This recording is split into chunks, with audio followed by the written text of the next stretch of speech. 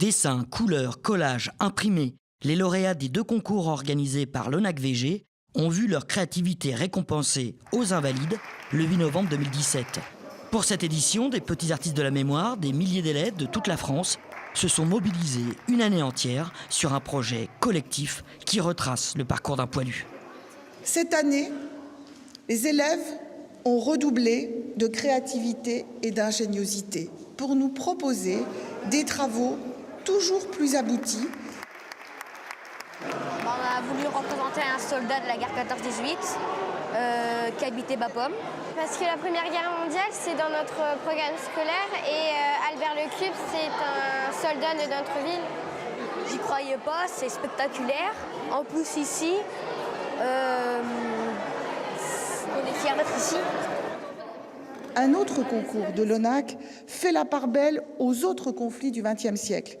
Il s'agit du concours de bande dessinée Bulles de mémoire, dont le principe est de réaliser une bande dessinée à partir d'un thème défini chaque année se rapportant aux conflits contemporains et à la mémoire des acteurs de ces conflits. En tout, ce sont 380 bandes dessinées qui ont été présentées par les candidats cette année. Nous avons organisé une sortie à Verdun. À partir de cette sortie, nous avons aussi collecté des photos, recueilli des témoignages de poilus. C'était un gros travail graphique en fait, de retranscrire l'enfer de Verdun à travers différents matériaux, différents outils.